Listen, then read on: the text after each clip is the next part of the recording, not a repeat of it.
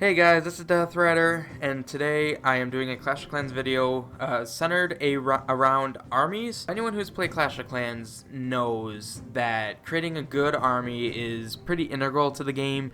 If you can't attack very well, there's not really much you can do. I mean, you could base build, you could do builder base, but I'm obviously talking about main village at this point. I wanted to talk about armies, but not in the way people generally talk about them, I don't think. I am more focused right now on what exactly makes an army a good army. People will often say, oh, well, this is a good army, you should use it, such as like the E-Dragloon army. People would say this is a good army, and the reason for that is because it often 3-stars very well, and the nature of E-Drags works very well against most bases, like against my base, being that everything's one tile away from each other makes it pretty easily susceptible to E-Drags.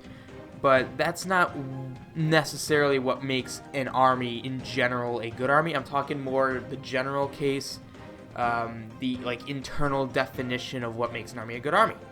So the four things you need to consider is there is your primary tank, there's your primary defense, there's your funnel, and then there's your troop attack diversity is I guess the way I could put it, where, like, for instance, wizards have a really high attack diversity. They can attack ground, air, and they deal splash. Golems are obviously a nice primary tank. Balloons would be a main DPS, but you can also kind of classify them. I guess balloons would be kind of like a hybrid where they have high DPS, but they're not a DPS troop. They're like a main defense destroyer, but I'm going to stick to the four main categories since it's general enough to apply to any army. And yes, I am talking any army. This is something that all of you should consider when you create a new army or are using an army, or your current army is just not cutting it, you're just not winning battles. So I'll start off with my army. So let's look under my main army right here. I guess I could just stay on the screen. So this army I consider a very good army. I really like it, it works very well, but the reason why it's a good army, and of course I'm limiting this to just troops, spells just kind of complement the troops. Like I could use almost any spell with this army and it might work, but these are the ones that I just feel complemented the most.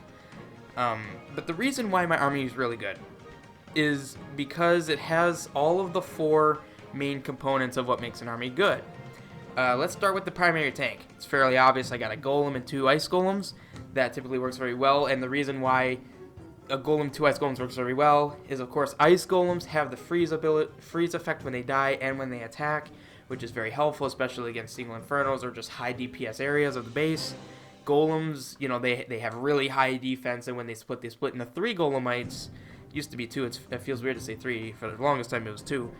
And the thing is, I have 3 of them. I have 3 tanks, so I can do a nice spread along the side of a base.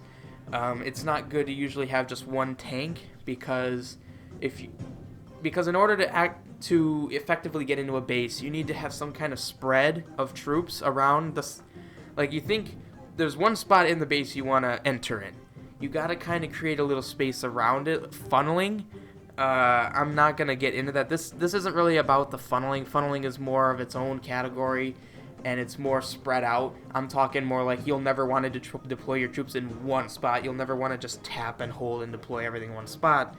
But anyway, yeah, having 3 tanks is good because I have a nice little wall of tank around my army. So I've got tanks down. Next is DPS. So, bowlers, what makes them very good? They're not very tanky, however, they do have high DPS.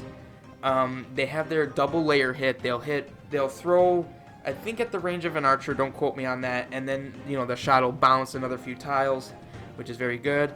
Also, they do have splash. I don't know how many of you know this. It's actually fairly obvious for those who have used them. They do splash, and it's especially obvious when you see them attack, say, like a skeleton trap. If a skeleton trap triggers on them and the skeletons are coming at them, if they're tight enough together, one bowler shot will kill them all. And you know, they have pretty good attack power. Yeah, I mean 90 damage per second, that's not bad, especially when you have 14 of them in this army. So my DPS is pretty good. You could also kind of consider the wizard, my 3 wizards, as DPS, but that's not their main, that's not the role they play in this army. yeah, you guys can kind of see that I designed this army around these 4 categories, because the wizard is kind of DPS, but it kind of falls into more of the other category, or the other level of an army, which is attack diversity. So attack diversity is just how many roles can they fit into with kinds of attacks. Like, you've got like an Inferno Tower, it's single target, a lot of damage. That's an Inferno Tower single target. You've also got Inferno Tower multi-target. Targets splash. It's not really splash, but like it's multi-target, does a little bit of damage. Wizard Tower, it does a decent amount of damage, splash. Archer Tower does a decent amount of damage, single target. Wizards, they do a good amount of damage. I'm pretty sure they do quite a bit more than bowlers. Yeah, over double, almost triple what wizards or what bowlers do. But of course, they also attack ground, air, and they again are splash. So that gives them high attack diversity. They can attack almost anything that comes their way. And the whole reason I have 3 of them in this army in particular is because when I use my Queen Walk, she's my main air defense. Like, you know, if I'm sending my army in and then E-Drags come out of the enemy clan castle, those wizards are going to be what would have to take care of it. And it often works. I'm actually surprised only having 3 wizards actually works. Of course, I do have another variation of this army I want to test without Queen Walking, just because I've been getting a little frustrated with Queen Walking. I think the latest nerf to the... something happened to healers. They just suck now. I don't know what's going on. But anyway, yes, I've gone through tanks, main DPS, good attack diversity. Attack diversity isn't really an isolated level. That can kind of apply to everything, because like I said, bowlers also do splash damage, so they do have decent attack diversity. Not as good as wizards, obviously. The last category, or the last level of an army, is funneling.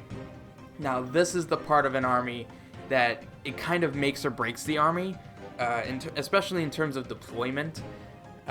You could have a really good first 3 levels of an army, but if you don't have a good funnel, all your troops are going to go where you don't want them to, and you're not getting the attack you want.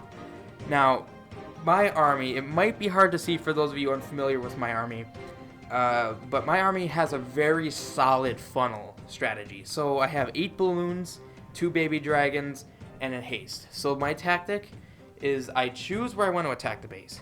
And this is a good lesson for those of you who just want to learn funneling in general.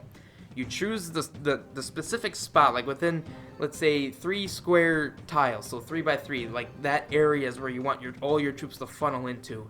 And the term funneling is a very, it's a very accurate term, because you're literally like when you want to pour liquid into a whatever, you use a funnel to force it all into that one little area. That's exactly what funneling in this game is. So I find that area, and then I think, okay, I have my Queen Walk. I also have Queen Walk for healers and Queen, and my Haste Balloon Funnel. That's what I've been calling it. They together are my funneling, the funneling part of my army.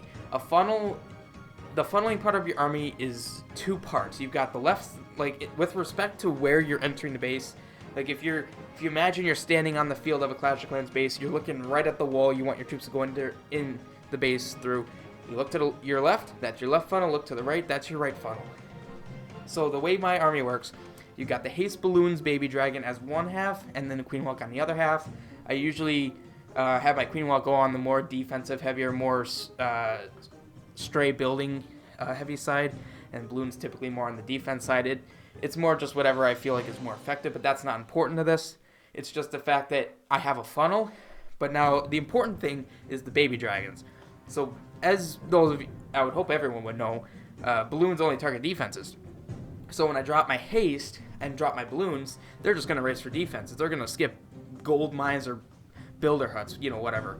So I have the baby dragons to actually, and they really are the funnel cleanup. The balloons just kind of make it available to the baby dragon. Because, if they're seeking air mines, air defense, archer towers, even inferno towers, the baby dragon's not going to last too long. But with the balloons, they do a nice number on the defenses and whatnot, lure out the traps. I wouldn't want to use wizards with the balloon funnel, because the balloons don't trigger bombs or giant bombs or spring traps or get targeted by cannons. By having the balloons go through, the baby dragon really goes through. But I don't want to lecture on my army, just the whole funneling aspect. And everyone anyone who knows what Queen Walk is will know that Queen Walk is very good at funneling. Honestly, Queen Walk is probably the most diverse aspect of an army in the game, just with how much you can do with it. Although it's debatable now with how ineffective I've seen the Queen. Like, she's been dying a lot from, like, I've had her die from a single expo targeting her when she had 4 healers on her. That was never the case. I don't know what they did to healers. I don't think they really nerfed them. But anyway, that's beside the point. That's just a minor frustration I've had. But that's basically it. And that is why my army is good. Like, every troop and every amount of troops in my army right here is calculated. I've actually spent over a year developing this army. You could check back in my old Clash of Clans videos. You could actually see the evolution as you know, time went on, because I used it on almost all those streams. Because I had the wall breakers, they're kind of just a utility. I pretty much only use them for my Queen Walk. If I want, like, my Queen to get into an Inferno that's 2 layers deep or 3 layers deep, you know, use some wall breakers, get her in, and do whatever. Yeah, and then you got the tanks, the DPS, attack diversity. Like I said, attack diversity isn't like a component, troop component of the army. It's just more of a troop type. That's why I use the word diversity. Examples of high diversity troops, like I said, would be wizards. You'd also got baby dragon, because again, they can attack air, ground, and splash, and they are splash. E-drags are actually splash. They are splash, but it's a very, very tight splash. Like, if you've got skeletons all together, I'm pretty sure it splashes. I might actually be wrong about that. I'm not too sure. I don't use E-drags. I don't like E-drags. Valks have a decent attack diversity. They have a lot of health. Well, that's not attack diversity, never mind. But they do high damage, and they do splash. They spin around. Witches are also very good, especially when you rage them. They're very good. But that is essentially all I have to say about it. I mean, in terms of you creating a new army, that's a good thing to talk about. I guess I could also discuss, like, what troops would be good for each, like, aspect. Like, I just told you what good attack diversity troops are. You've also got tanks. So you got your ice golems, lava hounds for air. E-drags and drags are good tanks, but generally they're more effective as DPS because they have their ratio of damage per health is a lot higher. Because, like, you'll look at a golem, 75 damage per second, 7,500 health. Obviously, you're not going to rely on the golem destroying anything. Same with a lava hound only doing 18. But, like, you've got a dragon. It's got 3,900 health, but it does 310. It's obviously a lot. It's more of a damage troop. So I guess in terms of tanks, I would have to say, you know, and for those of you who know the game, everything I'm going to say right now is fairly obvious. Tanks, generally, giants, P.E.K.K.A.s are actually really good for defense. Dragons, E-drags can be used for defense, but these 3 right here are, like, the main heavy tanks. Like, giants are good, but I think they only have, like, less than a third of a golem's health. And then you've got your main DPS, E-drags, dragons. P.E.K.K.A.s are, like, they're the symbol of ground DPS because they just do it in 610. They one-shot most buildings. Wizards, again, balloons, debatable. You could probably call them DPS because they do a very good job. I guess they'd be kind of more of a single-minded DPS because they only focus on defenses, whereas, like, P.E.K.K.A.s will go for anything. Miners are definitely DPS. Basically, if it's not that tanky, if it's generally not... Okay, I suppose a troop who's known for doing a lot of damage is a DPS troop. Very, very simple. I guess minions would be called that. Hogs, same as balloons, Valks, witches, bowlers. Yeah, again, all 3 dragons, the miner, P.E.K.K.A., wizard, balloons. Archers and barbarians are interesting. And even goblins. I wouldn't really categorize them as anything. I guess you could call them DPS, but they're more kind of like filler niche troops, especially at my point in the game. Earlier on in the game, obviously, they're much more prominent because you don't have as many options. But then you've also got funnel troops. So, what makes a troop a good funnel troop is basically how you use it. Almost every troop in the game can be used as a funnel troop. Except for a few exceptions, such as, like golems. You're not lava hound. You're not gonna funnel with them. But like, there's ways to funnel with like even barbarians and archers. People will often use archers to just try to pick outside buildings. Balloons. I use balloons for that. Wizards are good. P.E.K.K.A.s are good. Dragons, baby dragon, E-drag. Miners, minions, hogs can be funneled. They can be used to funnel exactly like how I use balloons. Just instead of a haste, you'd want to use probably a heal or even a freeze. Valks, almost any troop. Basically, if it's not a tank, it can be used as a funnel troop. It's all on how you use it. But yeah, that's basically all I wanted to say. I hope this was informative. If you have any questions, leave them down in the comments. Yeah, I also have a clan. If you wanted to actually like join the clan, we are in need of some members. With the new recruitment tool, it's been really rough recruiting. But we are looking for people to help us out with wars. We are almost a level 8 clan. We're really trucking along. We had a rough clan war league since all of our Town Hall 12s left. For reasons unknown. It's very frustrating. We've won the last few wars, which is pretty good. But yeah, that's basically all I have to say. Like I said, if you have any questions, leave them down in the comments. Standard YouTube protocol. If you like, I'm not gonna go into that because I'm not about that. But yeah, if you want more Clash of Clans videos, if you have any requests, just let me know. I will consider it and see if it would make a good video, if there's enough I could talk about. But yeah, I will see you guys in the next video.